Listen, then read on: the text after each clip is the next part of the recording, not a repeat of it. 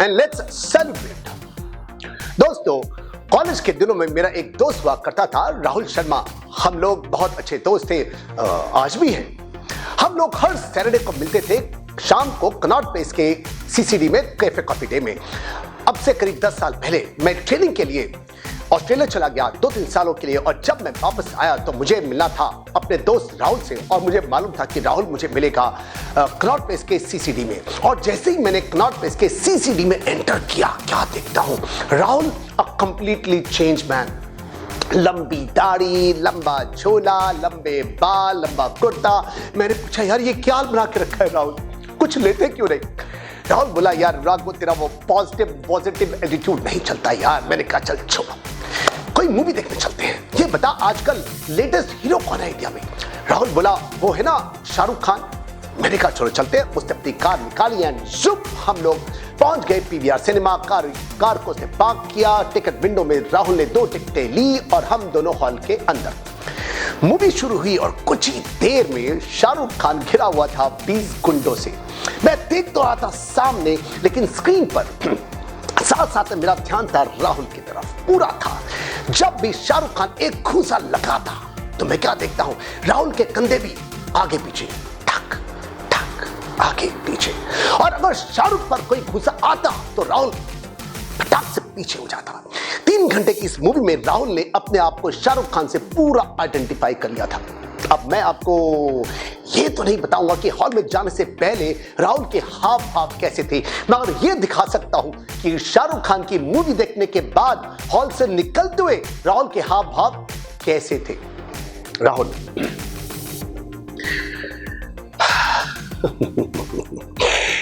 AK-47 is nothing for him. Rahul parking में पहुंचा, अपनी कार निकाली और बोला, अनुराग, thank you very much, you gave me a good time, and zoop he went to DLF where he lives। और मैं चिल्लाया पीछे से, अरे मुझे तो ड्रॉप कर दो भाई। मगर वही राहुल जिसका मूड 3 घंटे पहले डाउन था, ऑफ था, अब उसका एटीट्यूड 7वें आसमान तक पहुंच चुका था। He was on the top of the world।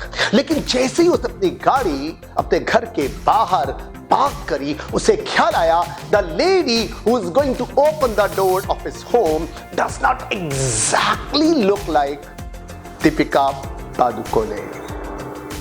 उसका जो एटीट्यूड था, वो एटीट्यूड उसका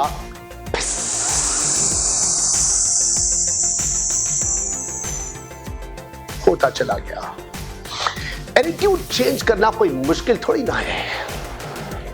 आप शाहरुख खान की मूवी देख लीजिए, अक्षय की मूवी देख लीजिए, आप एक मोटिवेशन बुक पढ़ लीजिए, आस्था, संस्कार, गॉड चैनल देख लीजिए, बहुत मोटिवेट हो जाएंगे आप लोग, बहुत जल्दी एटीट्यूड से पॉजिटिव हो जाएंगे आप, बदल जाएगा आपका ये एटीट्यूड। लेकिन 2 घंटे में, 2 दिन के बाद वही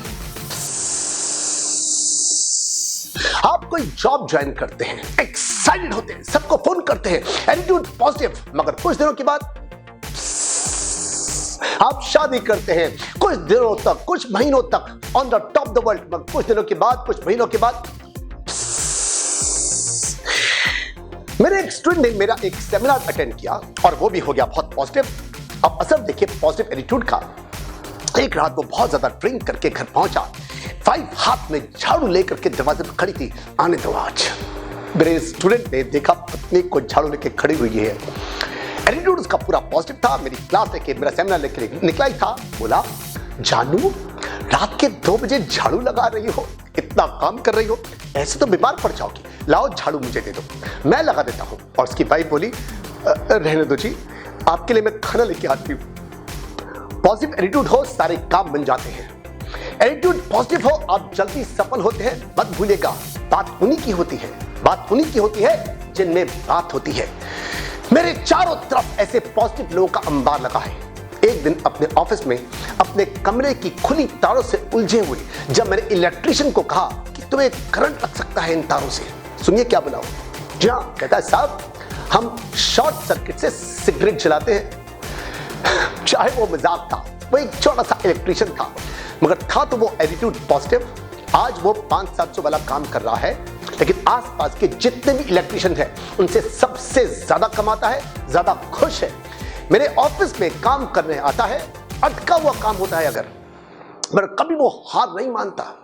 हार न मानना बल्कि हर हार में जीत देखना पॉजिटिव एटीट्यूड की सबसे बड़ी निशानी है साहब। आपको हमेशा दो तरह के लोग मिलेंगे, एक वो जिनको हर रास्ते में मुश्किलें नजर आती हैं और दूसरे वो जिनको हर मुश्किल में रास्ता दिखाई देता है। मेरे ऑफिस में जब भी पहली कैटेगरी के एम्प्लॉइज मेरे पास भागे भागे भागे भागे आते हैं, boss there is a problem. मैं उनको कहता हूं yes I can see the problem. कहते no no no boss, problem is somewhere else. तब मैं उनको कहता हूं oh in that case there are two problems in that case। चयन कीजिए आपको अपने ऑफिस में कैसे लोगों को रखना है। वो लोग जो आपको काम देने पर खाली हाथ वापस जाते हैं या बार बार फोन करते रहते हैं, बॉस ये काम नहीं हो रहा, वो काम नहीं हो रहा, या वो लोग जो मुश्किलें देखने पर भी काम करके लौटते हैं, खाली हाथ नहीं लौटते, काम करके लौटते हैं, बार बार फोन नहीं करते, मुश्किलें आने पर रास्ता खुद निकालते हैं। आपने बाटा शू कंपनी का नाम तो सुना ही होगा। मेरे गुरु औचित घोष हमेशा एग्जाम्पल देते थे बाटा शू कंपनी का। 120-125 साल पुरानी कंपनी है ये।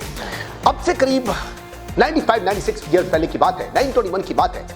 इस कंपनी ने सोचा कि क्यों ना हम अपने जूतों को बेचे अफ्रीकन कॉन्टिनेंट में, और अपने जूतों को अफ्रीकन कॉन्टिनेंट में बेचने के इन लोगों ने एक सीनियर मोस्ट एग्जीक्यूटिव को भेजा through one of the ships in one of the African countries. 1921 की बात है, करीब 95-96 ईयर्स पहले की बात है। वो उसने शोल्डर बैग लिया, he came out of the ship at a port and he wanted to go to the nearest town for selling shoes and he started। जब वो चलते चलते चलते चलते वहां पहुंचा 1921 में अफ्रीका के अंदर किसी देश के अंदर, he saw all those Africans and he did something like this, oh my God, इन लोगों को छूते। वो सीधा टेलीग्राम ऑफिस में पहुंचा, उसने पेपर उठाया और देखो उसने क्या लिखा, यूके में पीछे अपने ऑफिस के अंदर कहता है hey you telling me to sell shoes, these people do not even know how to wear clothes। मैं इसी शिप को पकड़ करके वापस पहुंचा हूं। तुम बात करते हो जूतों की, अरे कपड़े तक नहीं पहन रखे लोगों ने, ये जूते खरीदेंगे। उसे उसी शिप को वापस पकड़ा, वेंडर टू यूके, और जैसे अपने ऑफिस में पहुंचा उसका स्वागत किया गया माला पहनाकर। अब मुझे बताइए माला जो थी वो फूलों की बनी थी या जूतों की बनी थी? जी हाँ, जूतों की बनी थी, क्योंकि हजारों पाउंड लगे थे उस प्रोजेक्ट में। And he came back empty handed. निकालना था उसको निकाल दिया। फिर एक और को भेजा, उसने वो शिप लिया, उसी कंट्री में उसी कॉन्टिनेंट पहुंचा and he was also carrying the similar kind off shoulder bag. वो भी शिप से उतरा उस पोर्ट पर, वो भी चल पड़ा उसी टाउन की तरफ। उसने भी उन सब अफ्रीकन्स को देखा 1921 में, उसने भी माथा ठोक किया, ओह माय गॉड इन लोगों को जूते। वो भी उसी टेलीग्राम ऑफिस से पहुंचा, उसने भी पेपर उठाया, लेकिन देखो इसने क्या लिखा, कहता है हे जितने भी जूते हैं भेज दो, किसी ने जूते नहीं पहन रखे। अब मुझे बताइए इन दोनों एग्जाम्पल में क्या कंपनी डिफरेंट थी? जी नहीं। क्या शिप डिफरेंट था? जी नहीं। क्या मार्केट डिफरेंट थी? प्रोडक्ट डिफरेंट था? टाउन डिफरेंट था? वो टेलीग्राफ ऑफिस डिफरेंट था या वो पोर्ट डिफरेंट था? क्या चीज डिफरेंट थी? जी हाँ, एटीट्यूड डिफरेंट था, नजरिया डिफरेंट था, सोच परसेप्शन डिफरेंट थी। मेरे एक स्टूडेंट पंकज गुप्ता एक एमएनसी में सीईओ है, कहते हैं मैं एक डिसीजन के बाद बाकी और ऑप्शन पे काम नहीं करता। मैं अपने डिसीजन के बाद बाकी और डिसीजन पे काम नहीं करता, बल्कि और सॉल्यूशन पे काम नहीं करता, बल्कि ये इंश्योर करता हूं कि बाकी सब लोग मेरे इस डिसीजन पे काम करें। है ना एटीट्यूड? जो सोच लिया वो सोच लिया। टीम अगर साथ हो तो हर डिसीजन, हर काम कर जाता है और जरूर करता है। अपना स्टाफ ऐसे लोगों का रखिए जो पॉजिटिव एटीट्यूड से भरे हो। आपने अपने आप रास्ता निकालना जानते हो, लेकिन हाँ एक बात का ख्याल जरूर रखिएगा। जाते जाते आपको कहना चाहूंगा मैं एक बात का, अगर आप मूंगफली दोगे तो बंदर ही आएंगे।